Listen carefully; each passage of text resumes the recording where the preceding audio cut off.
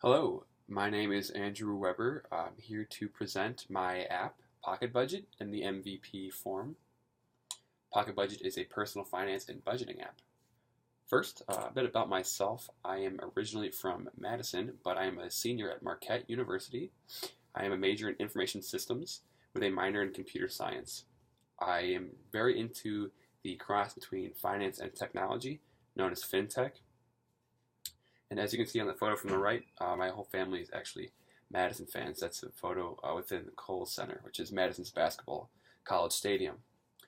Um, that is to kind of illustrate that I did not go to college exactly nearby where I grew up. My brother and sister both did, but I did not. I went to Marquette in Milwaukee, and one of the things that I had noticed right off the bat as a freshman in college was keeping track of expenses I hadn't before was increasingly difficult. Especially as a freshman, even through senior year, keeping track of expenses such as laundry and snacks and groceries can be a bit much, especially when you haven't done that before.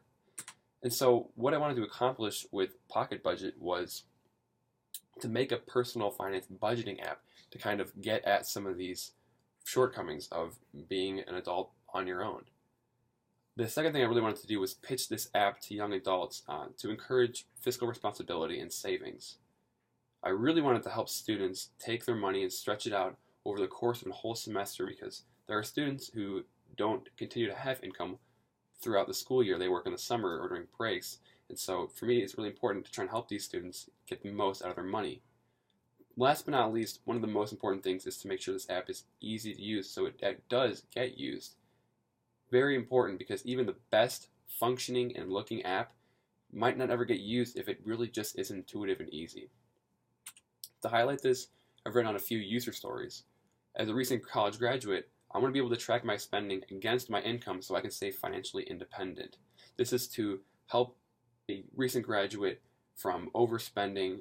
This would be an example would be someone who's just starting to make significant amount more money, might not realize that they still need to be saving for one. They've got bills and more expenses than they had when they were a college student. This is to help keep track and monitor what exactly goes into their spending.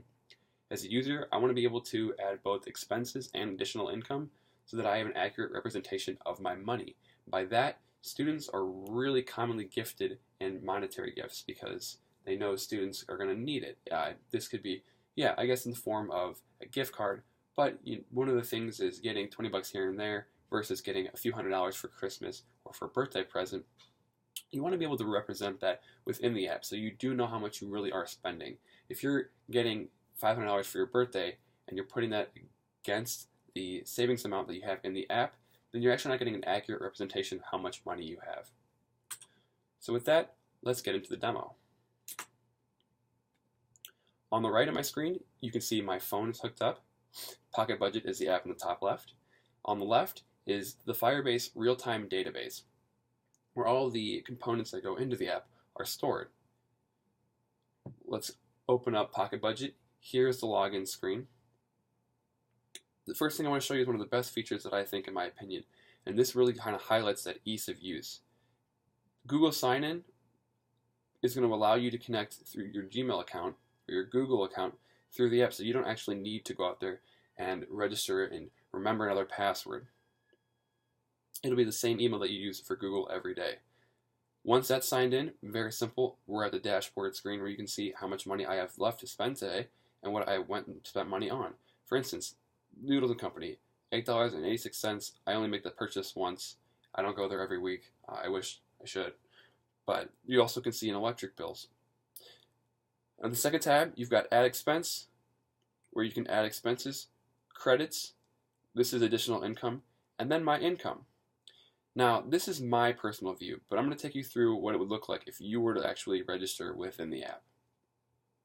To register, the user would need to click the Register button here, enter in a few bits of information about themselves. So let's go ahead and put in Test User.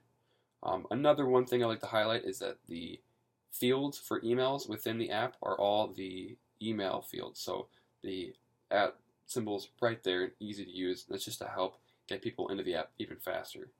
And so we'll do test@user.com as the email. The password needs to be a minimum of 6 characters. We'll do ABC. 123. This password confirmation has to match the user, so we'll go ahead and do ABC 123, and we'll click register.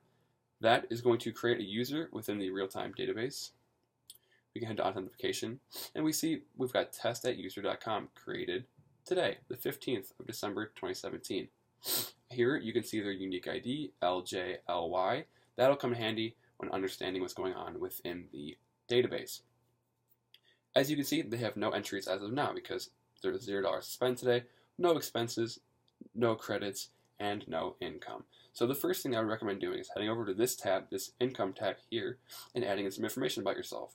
And so here, another bit of user interface is this number pad. Instead of having the actual keypad to fumble around with, the user is able to just see this decimal view. So let's go ahead and put in $550 a week. Oops.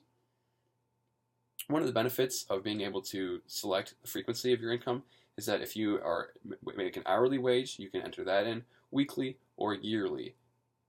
For this demonstration, we'll use $550 a week. The savings amount, we'll go ahead and put 10 in there. Oops. If you were to make an hourly, if you were to be paid hourly, then you may actually want to click, oh, no thank you news. You may want to click the dollar amount because that'll save a certain amount of dollars off of your hourly income, whereas a percent will actually save a percentage of a larger amount. So we'll use percentage in this example here.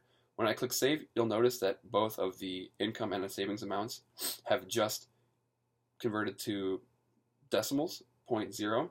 That is to reflect the fact that it has saved the information in the database. So if we go to income, we can now see our user ID listed here. And look at, we have all of this information. We've got $550 a week, 10%.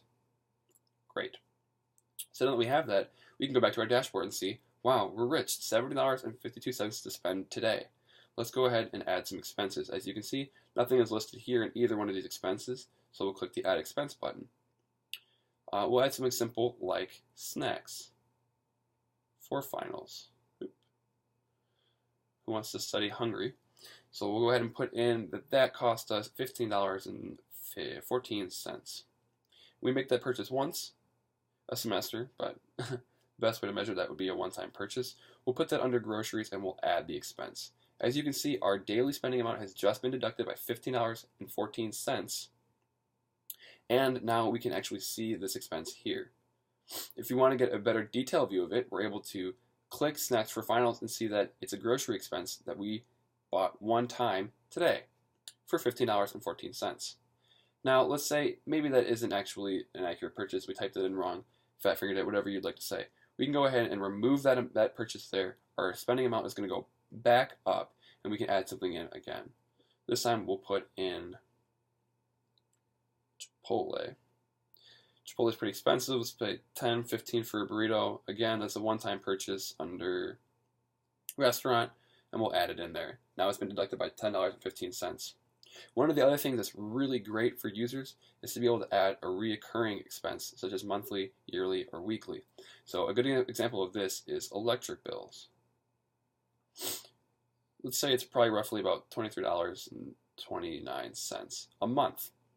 So when we scroll to the category bills and we add this expense, our amount of spending did not go down by $23. Instead, it went down by the daily reflection of spending $23.29 a month.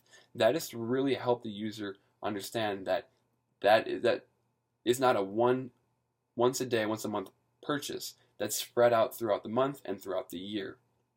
That helps budget. So now we can see that's been reflected. We can go ahead and maybe add a credit.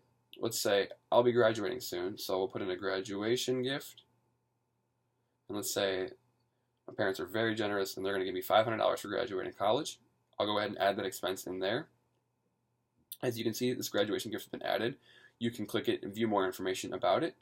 When you go back, you can see that my amount to spend has actually gone up by almost $1. And that's to reflect, yeah, I got $500, but I don't have $500 to spend today. I have $500 more to spend throughout the year. This is best demonstrated with a larger amount. And we'll put this one in as $5,000 and we'll just leave it a graduation gift. Now it's $5,000. We can remove the $500 one, and you can see that number's gone up. And that highlights a lot of the user functionality within the app. As you can see, the user here has been credited $5,000 for a graduation gift. These two debits have been added in here, and we'll show this in real time as well. Put in gas for $35.30. We'll put just $35 once, and we'll put it in as gas. Add it there. As you can see, this was just created in the database. So, with that being said, we'd like to thank you for watching this presentation and learning a little bit more about PocketBudget, the app, and I'm hoping that you'll download it in the near future. With that being said, thanks a lot, and I appreciate your time. Take care. Bye.